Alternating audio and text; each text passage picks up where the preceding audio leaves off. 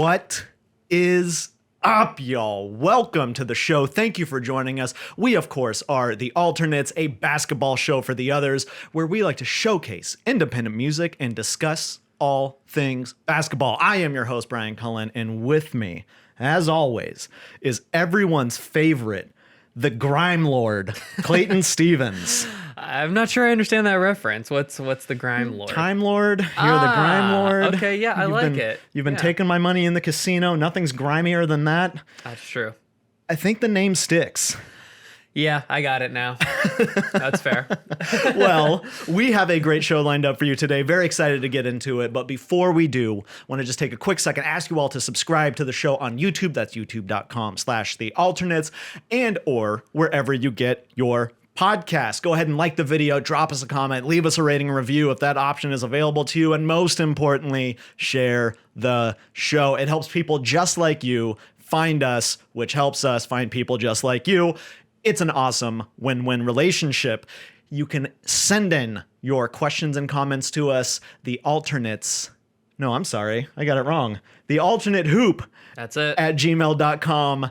And follow us on TikTok at the alternates NBA. Clayton, how you doing, my man? I'm doing okay, living through this week of collective American trauma, which sucks. Yeah. And so I am grateful for things like music and basketball to keep my mind at ease. Yeah. And all of that stuff. So, tough week for a lot of people here. So, but overall, loving basketball, loving music, all that stuff that makes us feel good. So I like to focus on that stuff when I can. Yeah, it's a very welcome escape from the hellish conditions that this country is in right now and everything going on. So let's provide people with that escape here. Nothing wrong with it. Good time to have some fun and talk basketball. Yeah. We need to take care of ourselves at the same time. So let's do that by jumping into headliners here. Love it. Let's do it. Let's start in the Eastern Conference Finals. Yep. We've had 2 of these games since the last time we recorded, and the Celtics won both of them, making them the frontrunners now to make it to the finals. Yes. With a 3-2 series lead. It started on Monday night where they absolutely put another Boston beatdown on Miami, winning 102-82, and then followed that performance up last night in Miami, winning 93-80. A dogfight. A true dogfight. Let's start with the stud. I'm going to get us started here. All right. My stud pick, who's also getting Brian's bouquet of the game. Ah, lovely. Derek White. Specifically, delayed, belated, tardy, baby bump, new daddy, Derek White. So we had talked about this in the beginning of the series. He missed game 2 of the series so that he could attend the birth of his child. We talked about the baby bump theory, which really, if we're the baby bump theory, I think it's been around for a little bit, but it really became real when Fred VanVleet it went mainstream with Fred VanVleet. Yeah, he definitely put it on the map in 2019. I expected it to happen from Derek White. Didn't quite work out the way that I thought, but it has happened. Yes. Just not the timing I was expecting. So in games 1 and 3, the first 2 games he played in the series, he combined, these are his stats for those 2 games total, 3 points, 2 rebounds, 5 assists, 0 steals. Woof. Yeah, oh my God, combined. Yeah, combined. Now we go to game 4 and 5. Combined 27 points, 9 rebounds, 11 assists, and 5 steals. This is the Derek White that Boston wants. 27 points combined, not great, but for a guy who's he started here and there, he's off the bench, he's a role player. It's exactly what you want from him. You want him to get, few points, 10 points is great. Few assists, as a ball handler that they can trust, the rebounding, but the 5 steals is what really stands out to me. Him being a defensive pest is exactly why they traded for him in the middle of this season. In the deadline. He is filling in the role that they need him to fill beautifully right now. Yeah, it's absolutely true. And the thing about the points with him, he's playing on a team where he's got two guys who can go for 40 points at any time. Yeah. So they don't need him to be the best scorer. One thing I do love about him offensively, though, is we've been talking about the Celtics' lack of ball handling at times. And specifically Jaylen Brown, who just... It's crazy how many points he can put up while barely being able to dribble the ball right now. But what Derek White does is he provides a steady hand. He's not going to turn the ball over. He's just going to be steady with the ball. And now attacking more offensively, getting his shots when he's open, when he finds those open lanes, opens up easier shots for guys like Jaylen Brown, like Jayson Tatum, and the guys who like to score on this team a little more. He's played really well. Like you said, delayed baby bump. I think we'd have to go back and look in the history, but I think Fred VanVleet also didn't have a first game back that was good. I think the baby bump comes a little later. Got it. After you get one full night of sleep. So that's what I'm assuming happened here. Derek White didn't get any sleep. He got a good night's sleep, and like you said, the baby bump's here. He's looking really good, and defensively, as you mentioned, he's been incredible. Yeah, like really awesome, and just the steady hand and the defensive mind that he has added a lot to this team. Yeah, I love seeing it. Let's hit the other side of the spectrum, though. Where is the dud here? I hate to say it, but it's Miami's entire starting lineup. It's all of their starters. They're all struggling. And really, we could actually go even further out and just say Miami's offense. It's just, It is in the mud right now. Nothing is going for them. In game 5 specifically, not a single starter scored in double digits. Oof. Barely got to the free throw line. Bam got to the free throw line a little bit, but we'll talk about that. The last 2 games, their starters are 3 of 22 from the 3-point line. And we gotta talk about the newest All-Star who we've been loving, been praising him a ton, Max Strus. He's fallen off a cliff. He is 0 of 16 from the floor in his last 2 games. 0 of 11 from 3. And his running mate, Kyle Lowry, trusted veteran, has been no better. Over his last 2 games, he is 1 for 12 from the floor. Yikes. Miami's offense is just nowhere to be found. Yeah. It feels like all they're doing... I can't find an identity for this Heat offense right now. There was one game where Bam took over, where Robert Williams wasn't there. Outside of that, I haven't seen anything from them of like, oh, that's their go-to play, their go-to action. It just feels like they're chucking up threes and hoping they go in. Spo's gone to Duncan Robinson now, hoping that he can hit some shots, but they're not really going in either. But they're not running plays for him either. They're just asking him to go out there and chuck up shots. Their offense is just, it's abysmal right now. And I mean, they scored 80 points in game 5. I mean, they scored 82 in game 4. Like like they have had 3 games this entire postseason where they've scored under 100 points. 2 of them were in the last 2 games. The only other game that they struggled this bad was, I think it was game 2 or 3 against it was game 3 against Philadelphia, and they scored 79 points. Outside of that, they have not struggled to hit that 100-point mark, and they've done it 2 times in a row here. The identity thing is a bit bizarre because I mean, it's bizarre, but it also makes a little sense, right? Like, we've talked about this reliance on Jimmy Butler. He is clearly hurt right now. Yes. You saw it in the second half of game 5 where he was uninterested in even getting the ball. He wasn't attempting to take it. He wanted nothing to do with having the ball on offense. And without him, you're right, there is no identity. And the amount of threes that they're taking, like you said, they're just kind of chucking them up. I get it. They led the league in 3-point percentage in the regular season, but they were like exactly in the middle of the league in terms of attempts. Oh, that's interesting. So, I didn't realize that. So yes, you hit them efficiently, but I also feel like that number might be skewed a little bit by volume because they weren't attempting as much as the upper half of the league. And so it just seems weird to make that adjustment now. Look, I love Spo. I think Spo is going to be a coach of the year candidate for most of his career. He's proven how incredible he is. Yeah. But some of these adjustments are a little bizarre to me. Going to just this huge reliance on 3-point shooting feels like a panic move to me. Duncan Robinson, who just completely fell out of the rotation, is now getting these minutes, suddenly to try to. He's got rust. Yeah. You can't expect him to come out that hot all of a sudden. And then Victor Oladipo, we look at game 4. He was the only dude. He led the team with 27 points. He was their best offensive player in game 4. He played 30 minutes in game 4. You get to game 5 and he's under 15 minutes for the game. It just seems strange. Like I'm not sure what they're seeing that is causing these adjustments. Yeah, I mean, it could be a health thing, right? Because I think Oladipo does the same thing you were kind of in relation to the 3-point thing. He wasn't taking a ton of threes. He was getting to the basket. Yeah, he was driving. It just feels like maybe physically they're falling apart, and they can't figure out something that's going to work. So every night they're trying a new thing. The only thing consistent is getting up these threes, but like you said, it's not really working right now. Yeah, absolutely. Okay, let's open the floodgates here on this one. I think the flood has to be on Robert Williams and the Robert Williams effect and impact on this game.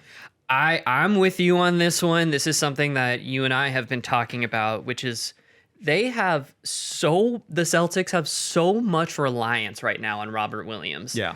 They have a tough time winning when he doesn't play. When he does play, he's an absolute defensive force. Yeah. I mean, he's amazing when he's in there.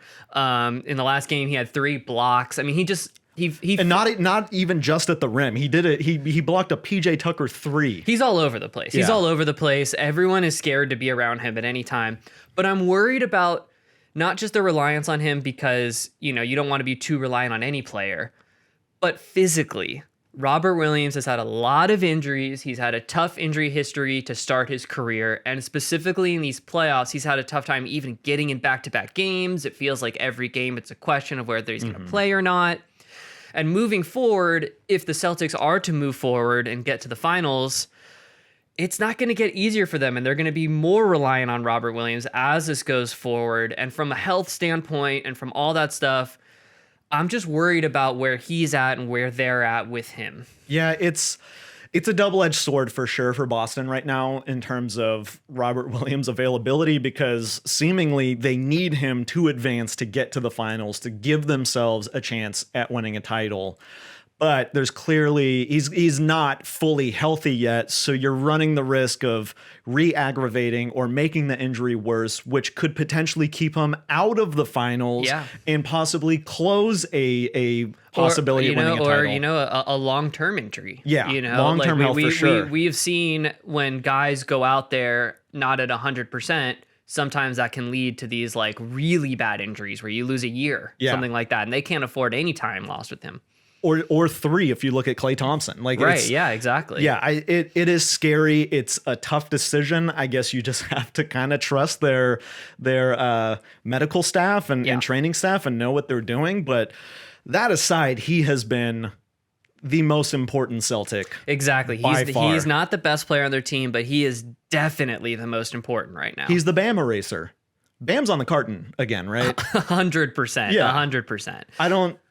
He has put so much fear in Bam Adebayo that Bam is just taking shots from the mid-range. He's only staying 12 feet out from the basket. Yeah. He will not put his back to the rim at all. It's crazy to watch how Robert Williams has affected Bam Adebayo's play. Yeah, and even in this last game, in Game 5, Bam got up more shot attempts. He was second leader on the team in shot attempts, went 8 for 15 from the floor, but the aggression wasn't there. Yeah. It just, you could tell from the very beginning he was not interested in getting to the basket. Like you said, he's really settling for what he can get there in the mid-range, and disappointing after that one phenomenal Bam game. Yeah, Bam has the fear of the Lord in him, as we would say. Okay, so let's move on to the Western Conference Finals. Let's do it. Only one game, but the Mavs stave off elimination at home from the Warriors. The series is now 3-1. They win 119-109 in one of the most bizarre games I've seen. Yeah. There was rain delay, major rain delay. Okay, the rain delay. We got to talk about it for 1 minute. The tarp with a hose on the bottom. I cannot believe that was their fix. Yeah, man. You've never made a rain bong? No, I have, but I'm a dumb poor kid. Yeah, pretty wild stuff. I mean, really, no. It was weird to see a professional arena, and that was there. Yeah. In Dallas, solution. Like you would think they're playing the Warriors who play in San Francisco. If there's a rain delay, you'd expect it to be in the Bay Area. You know what? The Mavericks had a rain delay this season. So just odd that. Come on, Mark. Yeah, good pension pennies, Cuban. Yeah. Let's start with the stud here. Yeah. Who is your stud in this game? They went from dud to stud. It's the Mavericks 3-point shooting. It's back. The 3-point shooters are back. The guys we've been talking about who have been missing wide open shots. They finally hit them in this game. The team goes 20 of 43 from deep, well over 40%. Phenomenal game. Reggie Bullock goes 6 for 10. Dorian Finney-Smith 4 for 7. Kleber goes 2 for 3.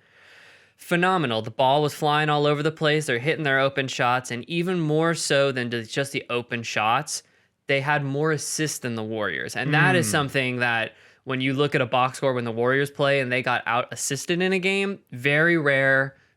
They were moving the ball really well, and the offense was just humming. They had 30 assists to Golden State's 26, so close there, but to get to their level like that without that same kind of movement system and all that stuff, it just means that they were finding open guys and they were hitting their shots. And it's a really good offensive game for Mavericks here. Yeah, huge shooting night for them. As we said, it was only a 10-point game at the end, but that does not show the story of the game. No. The lead was much bigger than that. It just dwindled in garbage time.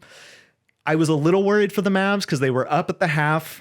And we've seen this in 3 other games where they look really good in the first half, and then the Warriors' third quarter just crushes them. And then there's the rain delay at halftime, and I'm thinking, oh man, the Warriors have nothing but an advantage to gain from this rest here. Didn't end up working out that way. My question for you is, because we've been talking through this entire series about how good the shot creation has been for Dallas. Right. It's not that they are getting up bad shots. They have incredible wide open looks from 3. Their guys just haven't been able to hit them. If they've hit it now, if they're getting into their stride and they figured it out and that shot comes back, do they have a chance at making NBA history here? Absolutely. They're going to do it. No, they have no fucking chance. You're not going to beat this team 4 times. I'm a big believer in home court advantage. I'm a big believer in, what the trends show through the years, and no team's ever done it before. You're not going to beat this team 4 times, and you're not going to beat this team 4 times in a row when you have to go to Golden State twice. Yeah. I just can't see it happening. But I will say, this is why I picked the Mavericks. They easily could be up in this series right now if the shooting had gone even a little more their way. This is the type of offense that I had seen from them to show their ceiling and why I think they could have won this series, but it's too late. It's a little too late. They do have stuff to build off of, though, and it's important moving forward. Luka's still really young. They've got a long run here to be good, so... Okay, well, that takes us to the dud. We talked about the rain delay, lots of water in this game. But there was something that wasn't that wet in this game, and that was the Splash Brothers. Splash Brothers get the dud. 4 of 11 from deep in this game. Yikes. Combined. Yeah. Not only is that a bad shooting percentage, it's wild that they only combined for 11 attempts. Pretty crazy. What did you see there? Look, I saw Steve Kerr put in 2 rookies in this game, okay. Right? He put in Kuminga and he put in Moody, and I think he thought, I'm up 3-0. Fuck it. I'm going to put in the young guys. We're going to roll the dice. I want to see what they can do. I want to see where they're at right now. Get them some big minutes here in a big game. And look, they didn't end up winning the game. It got out of control pretty quickly, but I actually thought that both of those guys showed some stuff in this game. But unfortunately for their veterans, it definitely changed everything. They looked very uncomfortable. Yeah. It just looked like the shots weren't coming the same way. Both Moody and Kuminga, they like to get shots up. They're not really the ball mover types yet. Yeah. They will be the longer that they stay in Golden State. But it just felt like inserting those guys and trying this, it just totally threw off their team rhythm. And it just felt like they never could get in a rhythm in this entire game. Yeah, for sure. Well, I'm glad you mentioned those two because that seamlessly takes us into this series fled today. And that is the young guys here. Specifically, I want to talk about putting them in this game. This is what I want to overreact to. Kerr put them in, and I do like the idea that you have of like, you know, let's get them in here, maybe get them some playoff experience. Like, you know, exactly. We're winning this series. I think they felt confident in that, proving it by putting these two young guys in here.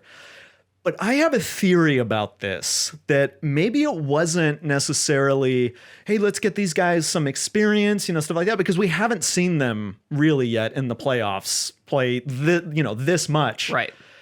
I think that Kerr is not necessarily looking at this season, but that he's looking at the West maybe next year and the year after that. Because it's pretty much set in stone that the Warriors are going to the finals this year. Right. Barring any absolute catastrophe or, you know, literal something historic, literally unprecedented. Yeah. They're going. But next year you look at the West, the Grizzlies get another year of experience on them. Pelicans look better. The Clippers are coming back healthy. The Nuggets are coming back healthy. The Lakers, you know, you never know. Sure. Never know. But like, it's only gonna get harder. Yeah. And maybe he's looking at it going, nobody's seen these guys for a little while. Maybe Bob Myers kind of, you know, elbowed him and said, hey, put those guys out there to remind the other GMs of the potential these guys have, to see if we can move them in the offseason to give us a better chance against a more difficult Western Conference next season. Very interesting theory you have here. I like the theory. I will throw this to you, though. I actually think it's almost the exact opposite. I think he put these guys in because he's trying to develop them, because it's possible that Andrew Wiggins may be the guy that they're moving on from. His contract expires next season, and I don't know that the Warriors want to be on the hook for his next contract, whatever that's going to be. You got two cost-controlled young guys with a lot of potential and a lot of defensive potential, which Andrew Wiggins has been the most important. That's been his most important role in the Warriors here. So maybe he wanted to help develop these guys, get them an important playoff game when he can. And next season, they're going to trade Andrew Wiggins on an expiring deal and get that guy in the building, whoever that may be, to enhance their team. Wow. Was it because we saw Andrew Wiggins all-star selection and then kind of disappear a little bit, you know, in the second half of the season. And this has been the Andrew Wiggins experience. It's high highs and kind of disappearing act from time to time. But after what he's been able to do in this series, it was okay, his stock is real high right now. Exactly. Maybe they're trying to sell high on him. Yeah, exactly. Yeah, let's try to minimize the downfall if it's coming, so that we can sell high in the offseason. That's interesting. And I like that. His contract moving forward is going to be a very interesting one. Yeah. Because he has skills that people pay for. But nobody wants to give him that $30 million again. Yeah. So we'll see what he ends up getting. Okay, yeah, that's interesting. I love this. It gives us a little something to look for in the offseason from the Warriors. Makes it kind of fun. But let's move on. Let's have some fun ourselves.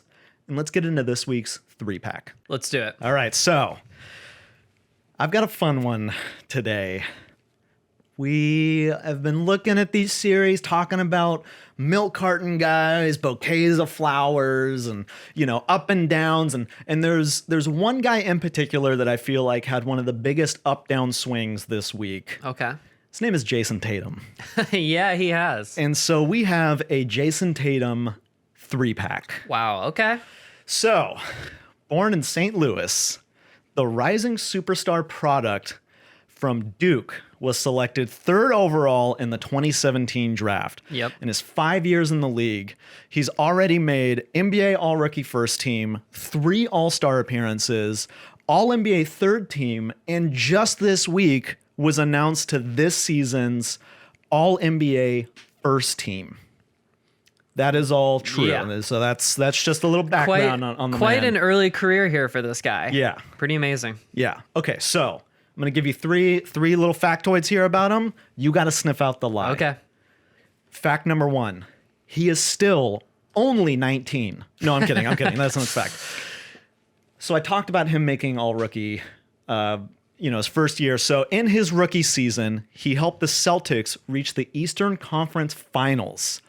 In that postseason run, he set records, becoming the first Celtics rookie since 1980 to score 25 or more in a game.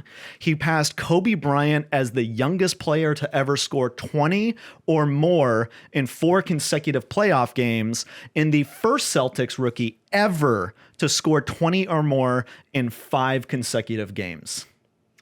Okay. Hell of some records to break there in your first season. Yeah, rookie records. Yeah. Yep. Fact number 2.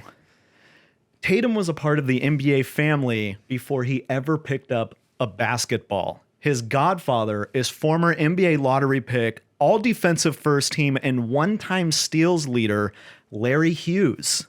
He is also a blood relative of Clippers head coach Tyronn Lue. Lue and Tatum's father, Jayson Tatum, are cousins. Fact number 3.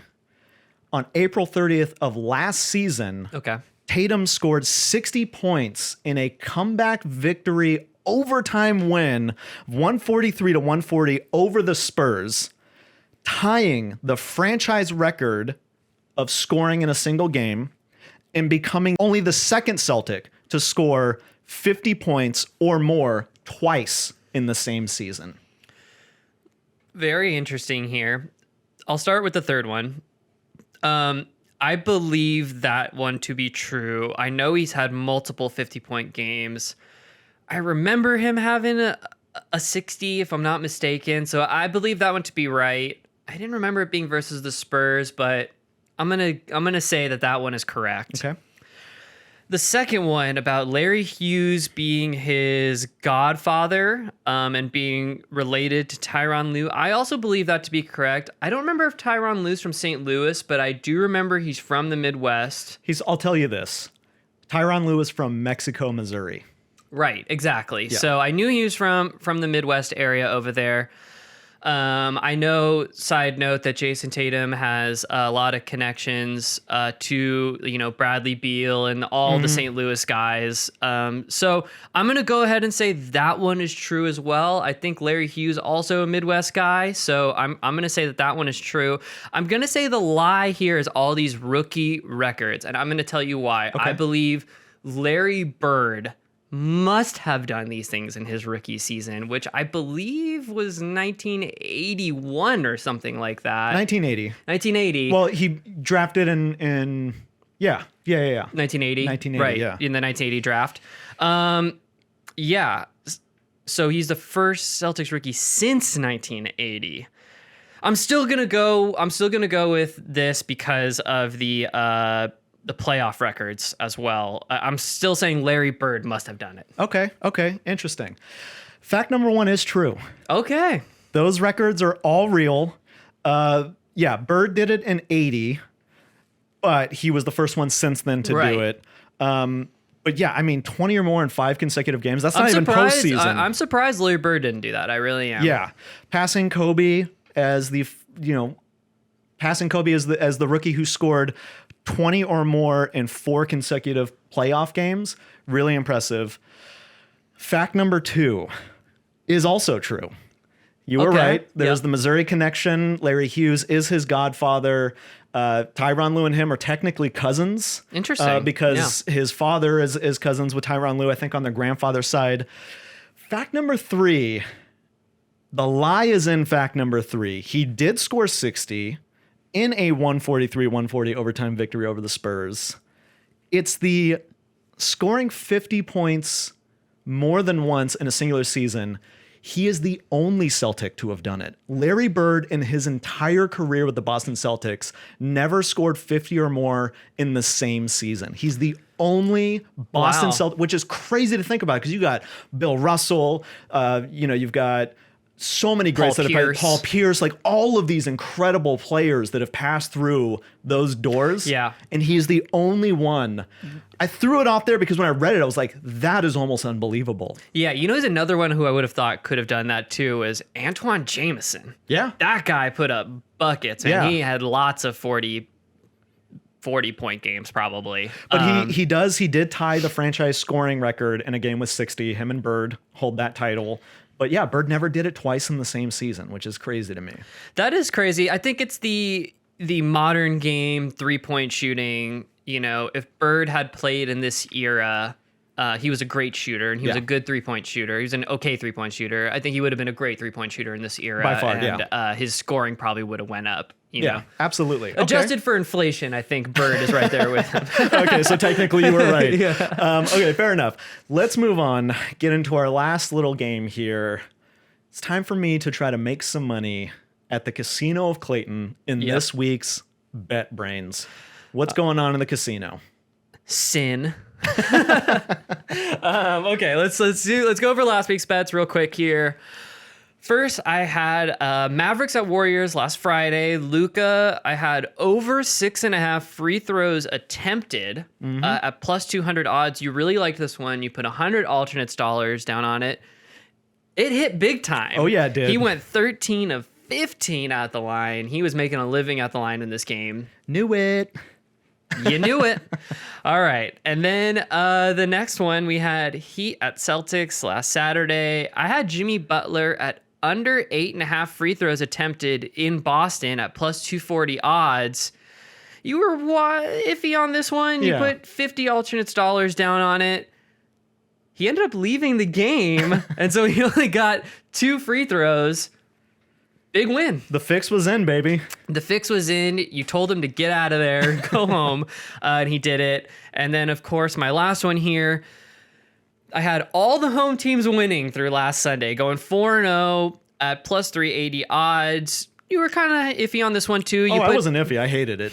You put 50 alternates dollars down on it. Celtics and Heat both win on the road, and the Warriors won Game 3 in Dallas. So actually, the home teams went 1-3. Yeah. Not great. Not great. Not great. But 2 wins and a loss. Not bad. You're back up top. Yeah. Just in time for 3 brand new bets. All right. Not a lot of games to choose from, obviously, here. We're getting down to the wire. So my first 2 are going to be from tonight's game. Okay. First one, Mavericks at Warriors, obviously. I've got Draymond Green going over 11.5 points. Yeah. At plus 200 odds. When we recap this one next week, you're going to say, you were iffy on this one. But I'm letting you know right now, I'm not iffy on it. I fucking hate this one. Not a fan, but I know the rules of the 12 casino. Points?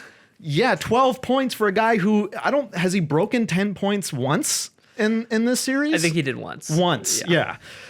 What makes me hate this the most, or not trust this one the most, is the dud selection from headliners in this series, which was the Splash Brothers struggling from 3.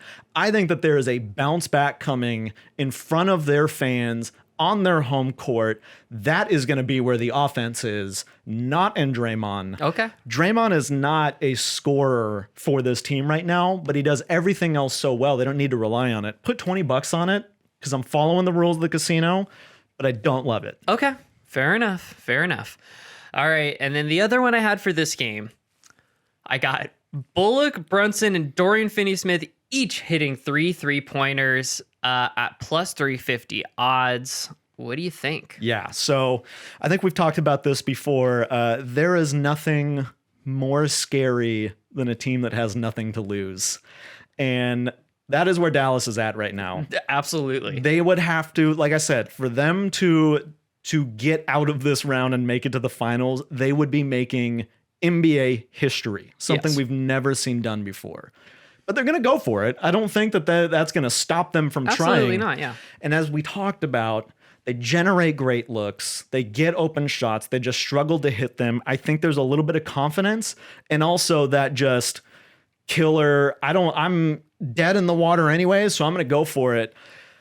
Percentage-wise, I don't know how much I trust it, but I'm going to put $75 on this because I trust each one of those guys to hit at least 3 threes based on volume. Right. I think that they are just going to shoot every 3 that they can possibly get their hands on. Yeah. That is where I'm going with this one. We saw the Warriors zone defense break down a little bit in the last game, and they might try to take advantage of that a little bit further, chucking up like 83s in this game. Yeah. Give me 75 on it. I like this one. Okay, yeah. I think the team has been averaging like 45 threes a game. Yeah. Like they get They're gonna them double up. that. They're gonna double that. They're gonna get them up. Last one here. Yeah. Got the Heat at Celtics tomorrow.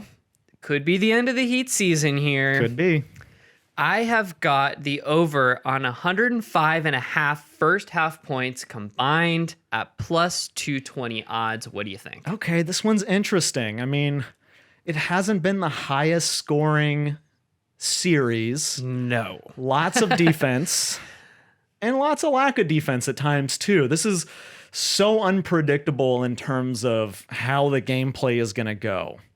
But they have surpassed this several times in the series. Right. So I have some faith here. I think especially with the intensity of an elimination game, there is going to be a lot of focus on the offense and trying to get shots going and getting inside, trying to get easy shots. I like it. Give me 75 on it. Okay. And I think that like 80 of the 106 is going to be from Boston. But either way, I'm hitting a 106 or more on this one. Okay. Yeah. All right. We'll I like see it. next So week. we will check back next week to see how I did, if I made some more money here. Very excited to see. Thank you for setting those lines. Thank you all for joining us. That is going to be today's episode. We really appreciate all your support. We will be back Monday with an all new episode. Today I'm going to be leaving everybody with a little bit of like post-punk, death rock, goth rock. It's a band, Beastmilk, out of Finland. Yep. The song is Death Reflects Us off their 2013 Climax LP on Svart Records. I love this song. I love this album. It's kind of, it fills everything that I want when I'm in a mood to listen to like Danzig or the Misfits. It just kind of has that vibe to me. Yeah. So yeah, I've been jamming it. Really enjoy it. Hope you all enjoy it. Thank you so much. We will see you soon. Thanks.